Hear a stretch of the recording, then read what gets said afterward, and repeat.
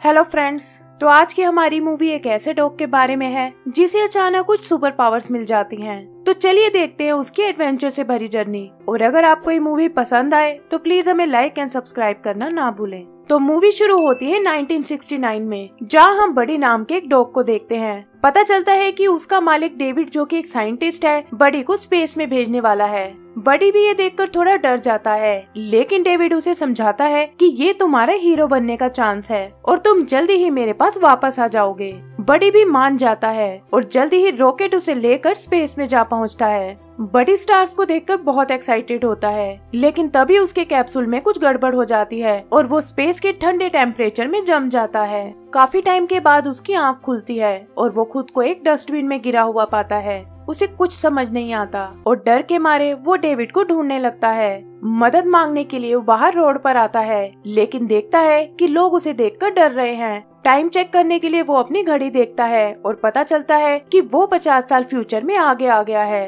तभी उसे सामने कैप्सूल का हैच दिखाई देता है, जिसके साथ एक कैरेट पड़ी हुई है और उसे याद आता है कि डेविड उसे कैप्सूल के पास मिलने वाला था। हेल्प लेने के लिए वो एक पुलिस कार का पीछा करता है और देखता है कि उसमें विक्टर नाम का एक डॉग कैद है। वो उसे बाहर निकालने की कोशिश करता है, लेकिन ऑफिसर पैक विक्टर को पुलिस स्टेशन के अंदर ले जाता है। बडी समझ जाता है कि यहाँ इंसानों को एनिमल्स बिल्कुल पसंद नहीं है और वो भागकर वापस डस्टबिन के पास आ जाता है। तभी एक फिलिक्स नाम का टॉम कैट उसे पकड़ लेता है, जो खुद को सिटी का बैटमैन समझता है और उसने अपना सुपर हीरो नाम टर्बो कैट रखा है। वो उसे अपनी बैट कार में डालकर एक बंद पड़े म्यूजियम में ले आता है, जो उसका सीक्रेट बेस है। और यहाँ हम उसके रोबोटिक असिस्टेंट सिंक्लेयर को देखते हैं। बडी उसे समझाता है कि मैं स्पेस से आया हूँ, लेकिन फिलिक्स को लगता है कि शायद वो पागल हो गया है। वो उसे बताता है कि ये सिटी एनिमल्स के लिए बिल्कुल सेफ नहीं है और अगर पैक ने उसे पकड़ लिया तो वो हमेशा के लिए गायब हो जाएगा। बडी भी उसके गैजेट्स देखकर बहुत इम्प्रेस होता है और उसे डेविड को ढूंढने में अपनी मदद करने को कहता है। फिलिक्स उसे समझाता है कि इंसान बहुत ही सेल्फिश है, लेकिन बडी उसे यकीन दिलाता है कि डेविड बाकी इंसानों से बहुत अलग है। फिलिक्स भी मान जाता है, लेकिन कहता है कि पहले तुम्हें कहीं से थोड़ा मिल्क लाना होगा। बडी बहुत ट्राई करता है, लेकिन कोई उसकी मदद नहीं करता और तभी उसकी नजर अपने लंच बॉक्स पर पड़ती है, जिसमें डेविड ने मिल्क भी रखा था। वो उसे लेकर फिलिक्स के पास जाता है, लेकिन पता चलता है कि वो तो बस उसे यहाँ से भगाना चाहता था। तब बडी उसे खुश करने के लिए वो कैरेट देता है, जो उसे हैच के पास मिली थी, लेकिन फिलिक्स उससे भी नहीं मानता और उदास होकर बडी वहाँ से चला जाता है। इधर सिंक्लेयर फिलिक्स को उस कैरेट को चेक करने को कहता है और वो देखता है कि ये तो कैसिडी नाम की उस रैबिट की है, जिसे वो बहुत पसंद करता है। बडी भी छुप कर ये देख लेता है और कहता है कि मेरा कैप्सूल शायद इसी रैबिट के पास है। फिलिक्स कैसिडी को ढूंढने के लिए तैयार हो जाता है, लेकिन वो देखते हैं कि पैक ने उन्हें ढूंढ लिया है। वो दोनों उससे बचकर भागने लगते हैं और यहाँ बडी को अपनी पहली सुपर पावर का पता चलता है।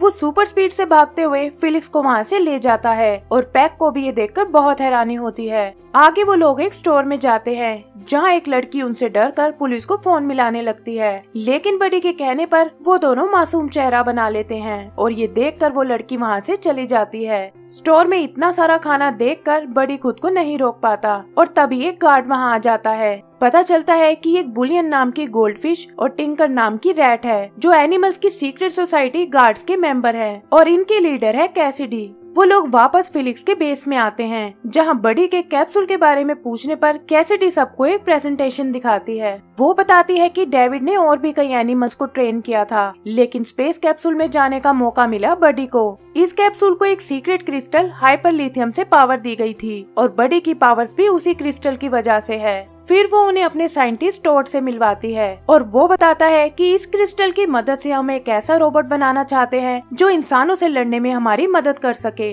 फिर टोड अपनी डिवाइस की मदद से कैप्सूल को ट्रैक करता है और वो देखते हैं कि कैप्सूल पैक के हाथ लग गया है। कैसिडी ये देखकर परेशान हो जाती है और फिलिक्स उसे इम्प्रेस करने के लिए अकेले ही ये काम करने को कहता है। आगे हम उसे पुलिस स्टेशन में देखते हैं और अपना गैजेट यूज करके वो उस सेल में आता है जहाँ विक्टर कैद है। आवाजें सुनकर पैक विक्टर को चेक करने आता है और फिलिक्स किसी तरह छत से लटक कर खुद को बचा लेता है। तभी उसका गैजेट फेल हो जाता है और इससे पहले कि वो पकड़ा जाए, बडी वहाँ आकर उसे पकड़ लेता है। वो दोनों उस कैप्सूल को ढूंढने आगे बढ़ते हैं और देखते हैं कि वो बाहर पार्किंग में रखा हुआ है। बडी जैसे ही उसकी ओर जाने लगता है, फिलिक्स के गैजेट से निकला एक नेट उसे जकड़ लेता है और वहाँ फ्लेयर्स छूटने लगती हैं। शोर सुनकर पैक भी वहाँ आ जाता है और वो दोनों पकड़े जाते हैं। पैक उन एनिमल्स और कैप्सूल को एक सीक्रेट जगह ले जाने लगता है और विक्टर बताता है कि शायद अब हम कभी नहीं छूट पाएंगे। फिलिक्स बडी से माफी मांगता है और कहता है कि आज उसने बहुत बहादुरी का काम किया है। तभी वो पैक की बेटी एलेक्स को देखते हैं, जो वही लड़की है जिसे उन्होंने स्टोर के बाहर देखा था। एलेक्स अपने डैड से इन एनिमल्स के बारे में पूछती है और ऐसा लगता है जैसे वो उनकी मदद करना चाहती है, लेकिन पैक कहता है कि कैप्सूल के साथ साथ ये भी उनके लिए खतरनाक साबित हो सकते हैं। तभी कैसिडी वहाँ आती है और कहती है कि टोड और उसने मिलकर उन्हें छुड़ाने का प्लान बनाया है। प्लान के अकॉर्डिंग उनके लगाए ट्रैप से गाड़ी का बैलेंस बिगड़ जाता है और हम देखते हैं कि वो एक खाई से नीचे गिरने वाली है। बडी को एलेक्स का ध्यान आता है और वो फिलिक्स के साथ उसे बाहर निकालने की कोशिश करने लगता है। गाड़ी ज्यादा देर तक बैलेंस नहीं बना पाती और वो तीनों उसके साथ नीचे खाई में गिर जाते हैं। फिलिक्स देखता है कि गाड़ी सीधा उसकी तरफ आ रही है, लेकिन तभी हमें बडी की सुपर स्ट्रेंथ देखने को मिलती है और वो उसे कुचलने से बचा लेता है। यहाँ लगा एक कैमरा ये सब रिकॉर्ड कर लेता है और जल्दी ही ये खबर पूरे टाउन में फैल जाती है। वो लोग कैप्सूल को बेस पर ले आते हैं और तभी टोड देखता है कि बाहर बैठी एलेक्स को होश आ रहा है। बडी और फिलिक्स उससे मिलने जाते हैं और एलेक्स भी प्यार से उन्हें थैंक्स बोलती है। तभी पैक भी जाग जाता है, लेकिन एलेक्स उसे उनके बारे में कुछ नहीं बताती और कहती है कि शायद वो यहाँ से भाग गए हैं। इधर टॉड उस क्रिस्टल को चेक करता है और कहता है कि शायद पैक को इसकी पावर का पता चल गया था और वो इसे हमारे खिलाफ यूज करने वाला था। फिर वो उन्हें अपना रोबोट दिखाता है और कहता है कि अब इसके तैयार होने में ज्यादा वक्त नहीं लगेगा। बडी को लगता है कि उन्हें इंसानों से बदला लेने के बारे में नहीं सोचना चाहिए, लेकिन टोड और विक्टर उसकी एक नहीं सुनते और कहते हैं कि किसी भी कीमत पर वो अपना बदला लेकर रहेंगे। कैसिडी किसी तरह उन्हें शांत करती है, लेकिन बडी डेविड को ढूंढने बाहर चला जाता है। यही कैसिडी को पता चलता है कि सिंक्लेयर को भी इंसानों ने स्क्रैप कर दिया था, लेकिन फिलिक्स ने उसे रिपेयर करके अपने साथ रख लिया। तभी टोड कैसिडी को कुछ और टूल्स लाने को भेजता है ताकि वो क्रिस्टल पर एक्सपेरिमेंट कर सके और ये देखकर फिलिक्स उसकी मदद करने जाता है। बाहर वो दोनों भी एक दूसरे से अपनी प्रॉब्लम्स शेयर करते हैं, जहाँ कैसिडी बताती है कि मेरा मालिक एक जादूगर था, लेकिन काम बंद होने पर उसने मुझे उठाकर बाहर फेंक दिया। और फिलिक्स कहता है कि मैं भी एक झूठा सुपर हीरो बनकर तंग आ चुका हूँ। फिर वो दोनों सब कुछ ठीक करने का प्लान करते हैं और कैसिडी उसे कैप्सूल पर नजर रखने को कहकर टूल लेने बाहर चली जाती है। इधर बडी वापस म्यूजियम में आता है और देखता है कि पैक कैप्सूल को लेकर वहाँ से जा रहा है। फिलिक्स तुरंत उसे बैट कार में आने को कहता है और वो दोनों पैक की गाड़ी का पीछा करने लगते हैं।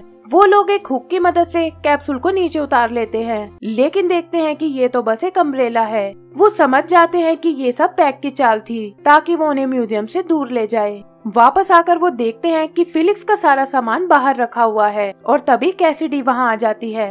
वो फिलिक्स की लापरवाही पर बहुत नाराज होती है क्योंकि कैप्सूल के जाने से उनका मिशन फेल हो चुका है और अब टोड और विक्टर भी पैक की कैद में हैं। उदास होकर वो वहाँ से चली जाती है और फिलिक्स और बडी समझ जाते हैं कि उन्हें कैप्सूल को वापस लाना होगा। वो दोनों छुपकर अंदर म्यूजियम में आते हैं, जहाँ बडी इस सब का जिम्मेदार फिलिक्स को बताता है। फिलिक्स को ये सुनकर बहुत गुस्सा आता है और वो बताता है कि एक कैट होने के कारण सनलाइट पड़ते ही मुझे नींद आ जाती है। तभी उनकी बहस सुनकर विक्टर बाहर आता है और वो उन दोनों को पकड़ लेता है। यहाँ उन्हें पता चलता है कि ये सारा प्लान असल में टोड का था और वो उन्हें अपनी स्टोरी सुनाता है। वो बताता है कि 1969 में मैं भी डेविड के साथ था, लेकिन उसने मुझ जैसे इंटेलिजेंट साइंटिस्ट को छोड़कर तुम्हारे जैसे बेवकूफ को मिशन पर भेज दिया। फिर क्रिस्टल पर रिसर्च करके उसने अपनी लाइफ को और ज्यादा बढ़ा लिया और तब से वो कैप्सूल के वापस आने का वेट कर रहा था।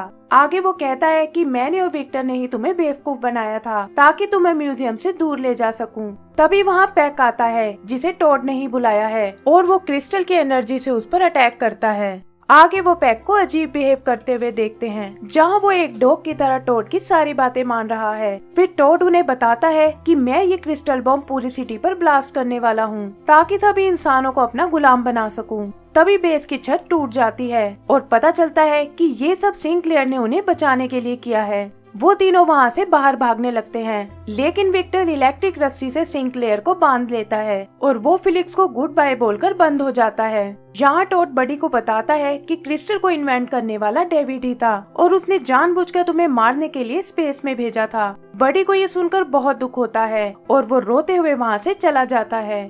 इधर टोड अपने प्लान को आगे बढ़ाता है और पैक को एक बेट की तरह यूज करके सिटी के लोगों को अपने करीब आने को कहता है। एलेक्स भी अपने डैड की ऐसी हालत देखकर बहुत दुखी होती है और कहती है कि शायद वे एनिमल्स के बारे में सही सोचते थे। फिलिक्स को ये बहुत बुरा लगता है और वो डस्टबिन में उदास पड़े बडी को समझाने जाता है कि यही मौका है जब वो इंसानों को दिखा सकते हैं कि एनिमल्स बुरे नहीं होते।